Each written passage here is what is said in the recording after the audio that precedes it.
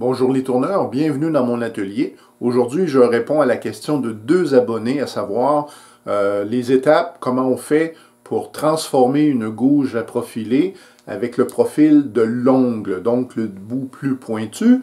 Je viens de mesurer ma gouge personnelle et puis on révise la petite recette. Alors, première information, c'est tout à fait subjectif. L'angle que j'ai ici, il est de 36 degrés. Et ça aurait pu être 37, ça aurait pu être 35. J'ai pris une feuille de papier, j'ai plié le rebord, j'utilise ma fausse équerre, je viens m'appuyer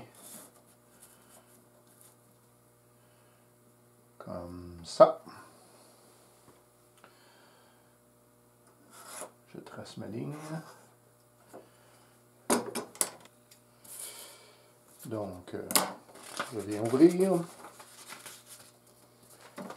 Je coupe sur le pli.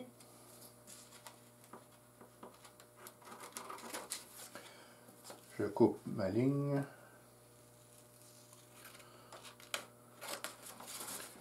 Et j'ai donc mon 36 degrés. Si je souhaitais conserver, je suis bien à l'écrire. Et donc, 36 degrés va correspondre avec ma gouge ici. Bon, on va au touret. L'étape suivante est de prendre votre gouge et en la plaçant à l'envers, on va aller former la forme d'ongle, si vous voulez. Alors, moi, c'est déjà fait, mais à titre d'exemple, je le fais devant vous. Donc, comme ça. Est-ce que vous voyez? Vous voyez le reflet là? Et il manque un petit quelque chose en haut ici, ça n'a pas touché. Alors, je vais retoucher légèrement.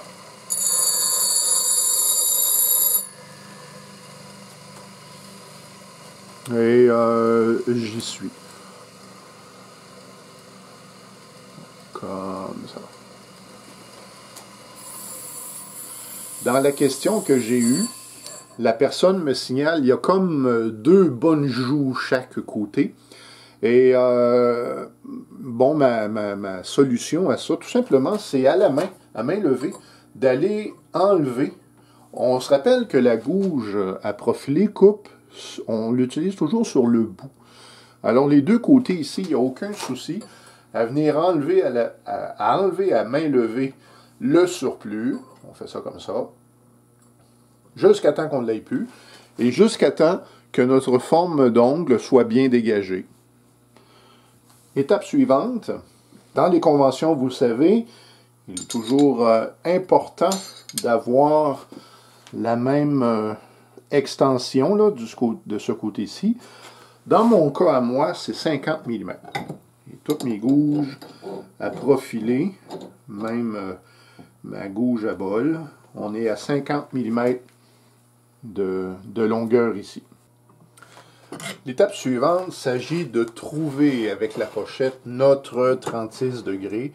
Et ici, il faut y aller à tâtons. C'est-à-dire que on installe la gouge, on fait quelques secondes d'affûtage et ensuite on vient vérifier avec notre gabarit si on atteint le 36 degrés. À partir du moment où on a trouvé la bonne distance, eh bien là on peut commencer à faire le profil en tant que tel. Personnellement, ça fait déjà quelques années que je fais comme ça, j'ai un coup que j'ai eu trouvé mon angle, je me suis fabriqué une butée qui vient sur ma pochette et j'ai juste à appuyer et sans mesure, je sais que je suis déjà prêt. Toutes mes gouges ne sont pas identiques, alors j'ai une autre butée à l'occasion que je dois utiliser.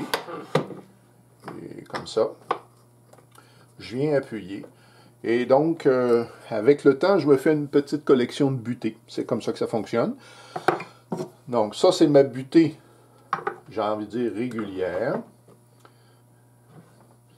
Puis, dans mon cas, c'est tout à fait personnel. En fait, quand je veux affûter une gouge à profiler, dans la pochette, je me suis fabriqué un petit morceau de bois qui, en vérité, vient ajuster la distance. Alors moi, je sais que quand j'ai 50 mm ici, que j'ai ma bonne distance et que j'ai ma petite butée, eh bien, je sais que je suis à 36 degrés. Et là, maintenant, il ne reste qu'à affûter. Donc, j'ai fait le profil, on aura enlevé les joues. Et ensuite de ça, l'étape suivante, c'est d'aller meuler jusqu'à ce que la ligne brillante ait disparu. Ici, volontairement, je n'ai pas coupé la vidéo, histoire de vous montrer combien de temps ça prend, parce que vous pourriez être surpris. C'est un processus assez long. Et j'ai une lumière à côté pour m'aider à vérifier mes progrès. Et je dois en enlever encore.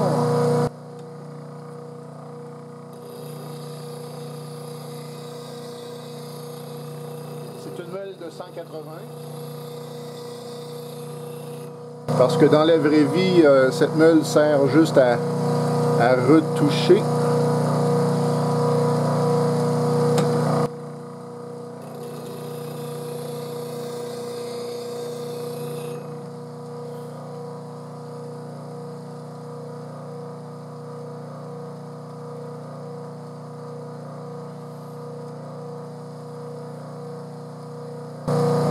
Il m'en manque. Pourtant, j'ai juste fait 2 passes tantôt. Hein. Une, la meule tournait et ça fait beaucoup de matériel à enlever.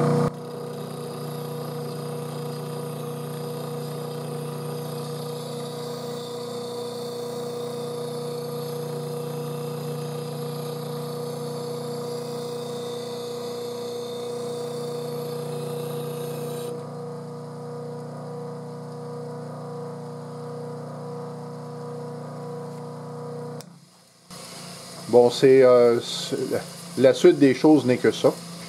Personnellement, j'ai un petit morceau de cuir aussi qui fait juste enlever le morphile, mais d'avoir mes progrès.